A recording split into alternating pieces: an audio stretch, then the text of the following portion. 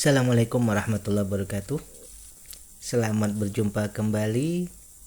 Bersama-sama lagi kita akan membahas dan membuat resume fundamental saham dari laporan keuangan triwulan 2 ya, triwulan 2 2024. Hari ini tanggal 18 Juli 2024 ya, malam hari. Tadi siang ada 4 emiten yang sudah melaporkan ya, menyampaikan laporan keuangan. Namun yang menurut kita pahami bahwa 2 ini saja yang menurut saya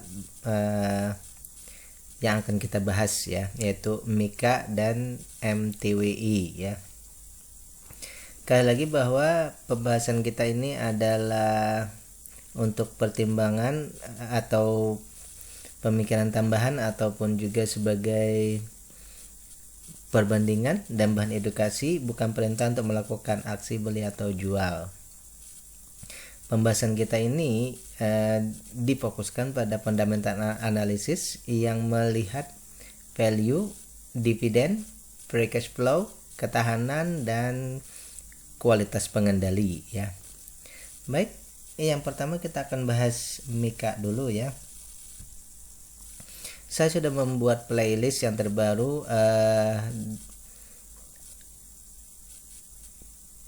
kuartal 2 2024, nanti saya letakkan di deskripsi. Jadi silakan cek atau lewat dari situ, nanti ada kumpulan saham-saham yang saya bahas pada triwulan 2 ini. Baik, yang pertama Mika ya, Mitra Keluarga Karya Sehat Tbk ya. Ini perusahaan yang bergerak dalam pengoperasian ya, pengoperasian rumah sakit ya. Kalau saya tidak salah, ini kalau tidak salah kelompoknya Saratoga ya. Kalau salah nanti silahkan diperbaiki, maksudnya di komen ya kalau salah. Baik, di triwulan 1 kemarin ya, ini perusahaan ini untung bersihnya 15%. Sekarang kita perbandingkan dulu ya data-data di kuartal 1 dan kuartal 2. Bahwa di kuartal 1 ini book value-nya mengalami penurunan sedikit ya. Dari 429 turun ke 418. Berarti nilai perusahaan ada penurunan. Yang kedua, dari segi keuntungan malah terjadi peningkatan ya. Mungkin di sini juga termasuk ada efisiensi mungkin ya, sehingga terjadi peningkatan keuntungan. Namun dari segi harga ini mengikuti book value juga terjadi penurunan sedikit ya. Lanjut, sampai di situ dulu. Kita akan bahas dulu ke valuasinya. Dari segi valuasi bahwa perusahaan ini ya masih dihargai di atas daripada nilai bukunya ya. Seharganya 2.900-an, nilai bukunya masih di 400-an, sehingga masih 6 kali lebih mahal daripada nilai perusahaan. Yang kedua, maksimal beli kita di 750. Kalau sebelumnya berarti maksimal beli kita di 680 ya. Ini berarti ada peningkatan maksimal beli, dan di harga sekarang malah turun ya. Tetapi tetap saja bahwa valuasinya sekarang ini hampir 3 kali lebih mahal daripada nilai maksimal beli kita. Sehingga simpulan kita tetap saja bahwa perusahaan ini dalam kategori masih kategorinya mahal ya. Dari segi dividen, ini dividen payout ratio-nya mereka peduli dengan investor ya. Tetapi karena tadi harganya harganya sudah tinggi ya, otomatis dividen yield-nya masih rendah di bawah 1%. Kalau dia disetarakan dengan 30% makin mengecil ya, malah makin kecil. Berikutnya dari segi free cash flow, perusahaan ini aman, free cash flow-nya sangat besar, 39%. Ini berarti dari segi kelompok ketahanan ya. Dari kelompok ketahanan ini free cash flow-nya sangat besar. Kemudian current ratio-nya ya sekarang.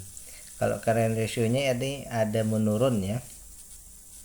Turunnya malah ini 100% turunnya ya. Dari 467 ke 160 persenan ya. Berarti aset lancarnya ini berkurang drastis. Berarti ada hubungannya dengan book value juga berarti ya. Book value-nya menurun sehingga aset lancarnya pun menurun, ini bahkan 100 persenan ya. Hutang berbunga tidak ada, hutang tidak berbunganya meningkat ya. Ada peningkatan sekitar 8%. Tetapi dalam kategori aman ya. Sehingga untuk kategori kita dalam bidang ketahanan ini oke saja, tetap saja oke. Walaupun ada penurunan tetapi tetap saja oke ya, masih dalam kategori aman. Dari segi kepemilikan, pengendalian tidak berubah ya. Tidak ada perubahan, tetap saja bahwa seluruh sahamnya ini bisa ditradingkan, tetapi ya retailnya masih tetap di 34%. Baik, simpulan kita ya, kembali bahwa perusahaan ini untungnya ini 17% ya. Yang di kuartal 2 ini 17%, di kuartal 1 15%. Berarti perusahaan ini simpulan kita harganya tinggi, ini memang ya keuntungannya besar ya. Harga tinggi ini keuntungannya besar. Oleh karena itu kalau data-data yang kita dapat di sini bahwa memang ada penurunan dari segi nilai perusahaan, tetapi masih dalam kategori yang istilahnya aman. Jadi simpulan kita bahwa untuk perusahaan ini ya, untuk perusahaan ini tetap saja kita menunggu harganya membaik ya. Kita menunggu harganya membaik. Kita kasih ini dulu ya. Maksudnya apa? Ya karena harganya tadi sudah dihargai tinggi tadi ya. Jadi otomatis karena sudah dihargai tinggi tadi, jadi otomatis ya tentu saja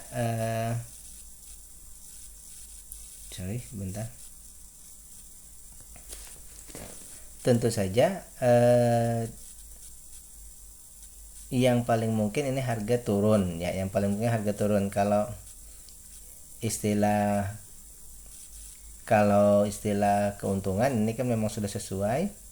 Tetapi ya kalaupun harga tidak berubah ya tentu saja kita tidak masuk dulu di perusahaan ini ya. Kita tentu menunggu ada nanti keseimbangan yang terjadi. Bagaimana kalau tidak terjadi ya, terpaksa kita mencari saham yang lain. Berarti saham ini belum bisa kita masuk ya, seperti itu. Karena kalau kita beli sekarang secara dividen kita tidak mendapatkan pembagian yang sepadan ya kalau kita mengejar di sini. Baik, yang kedua kita akan membahas saham MTWI, Malaka Trust Wowongan Insurance Tbk ya. Ini saya baru membahas di triwulan 2 ini ya, karena triwulan 1 kemarin saya tidak sempat membahas atau belum membahas, sudah keburu ya. Jadi yang ada baru di data triwulan 1 saja ya. Kita cek dulu dari segi value-nya 108, IPS 13. Berarti keuntungan perusahaan ini 12%. 12% untuk sebuah perusahaan, kita anggap rata-ratakan sama saja bahwa untung perusahaan ini sudah termasuk besar. Sehingga harga di sini 167 ya.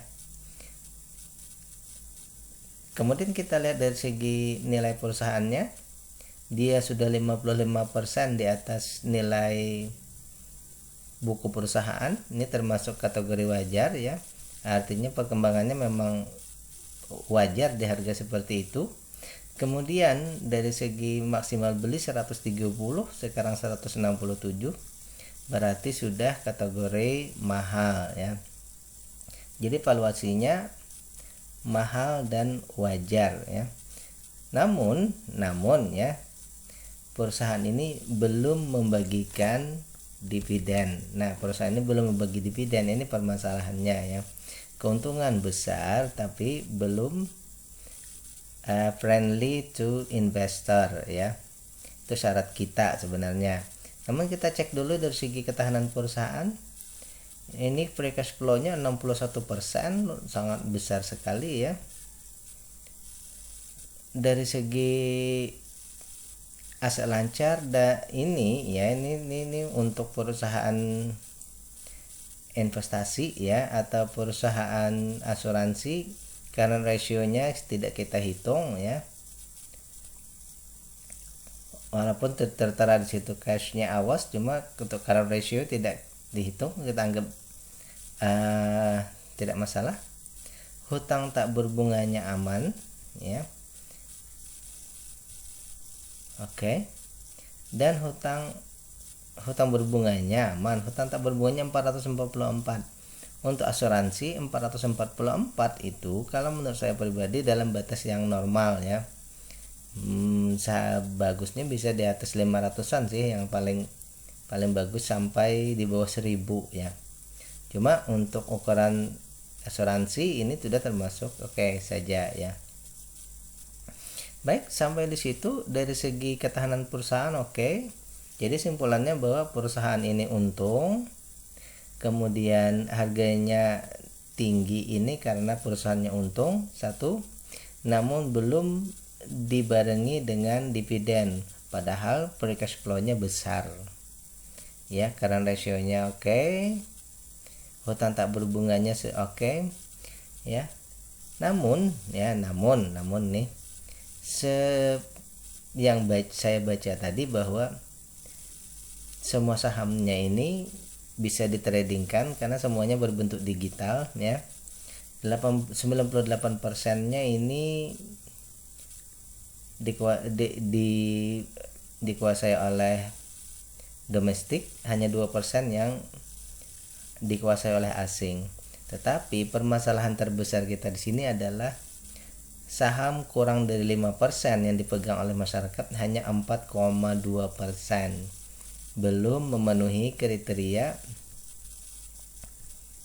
saham yang oleh BII itu masuk kriteria aman. Ini berarti masih kurang ya, minimal 7,5, sekarang baru 4,2 yang menawarkan, harus dinaikkan berarti ya. Oleh karena itu kalau menurut saya pribadi bahwa untuk perusahaan ini ya, untuk perusahaan ini tentu saja ada beberapa ya, bukan beberapa, cuma dua saja beneran ya, menunggu